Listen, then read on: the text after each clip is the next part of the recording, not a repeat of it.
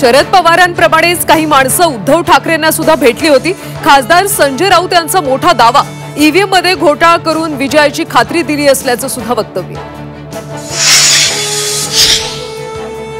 निवडणूक विजयाची ऑफर या सलीम जावेदच्या स्टोरी, पवार राऊतांच्या दाव्यावर मुख्यमंत्री फडणवीसांचा हल्लाबोल।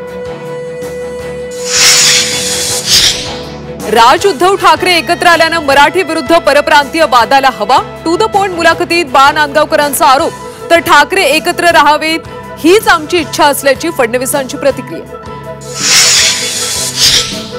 एकनाथ शिंदेंना जम्मू काश्मीरचे राज्यपाल होण्याची इच्छा असावी, शिंदेंच्या काश्मीर दौऱ्यावरून संजय राऊतांचा खोचक टोला। राज्यमंत्र्यांकडून मुख्यमंत्री फडणवीसांकडे अधिकारांची मागणी, शपथ घेऊन 8 महिने झाले तरी अधिकार नसल्याने नाराजी, विशिष्ट अधिकाऱ्यांचं कॅबिनेट मीटिंगला हजर राहण्याची परवानगी देण्याची विनंती। आयसीआयसीआय बँकेचा लाखो खातेदारांना मोठा झटका, बचत खात्यात 50,000 रुपये न ठेवल्यास दंड होणार, 1 ऑगस्ट पासून नव्या बचत खात्यांसाठी नियम लागू। राज्यातल्या शेतकऱ्यांसाठी आनंदाची बातमी, शेतकऱ्यांच्या खात्यावर उद्या पीक विम्याचे 921 कोटी जमा होणार, खरीप आणि रब्बीतले रखडलेले दावे अखेर निकाली।